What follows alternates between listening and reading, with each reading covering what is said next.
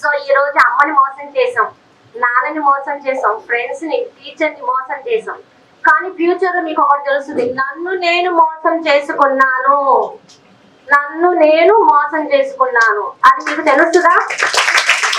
So మీరు అమ్మలను మోసం చేశారని అనుకుంటారేమో, మిమ్మల్ని మీరు మోసం చేసుకోవద్దు.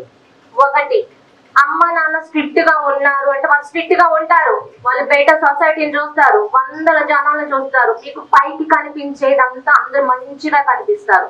కానీ మీరు భవిష్యత్తులో 25 ఏళ్లకు పెళ్లి చేసుకున్నప్పుడు భర్త నుంచి ఒక రూపం తెలుస్తుంది, అత్తింటి నుంచి ఒక రూపం తెలుస్తుంది, ఉద్యోగాల నుంచి ఒక రూపం తెలుస్తుంది. అవి ప్రాక్టికల్ గా తెలుస్తాయి. ఏదైనా ప్రాక్టికల్ గా అనుభవం అయ్యేదాన్ని తీసుకోండి. ఓరల్ గా చెప్పేది కానీ బేటలు మాటలు వినొద్దు. నీ తల్లిదండ్రులు మించిన స్నేహం, స్నేహితులు ఎవ్వరూ లేరు. నాన్న ఈ రోజు ఎందుకో కోపంగా ఉన్నాడు, నాన్న ఎందుకో అరిచారు, నాన్న ఎందుకో డల్గున్నారు, నాన్న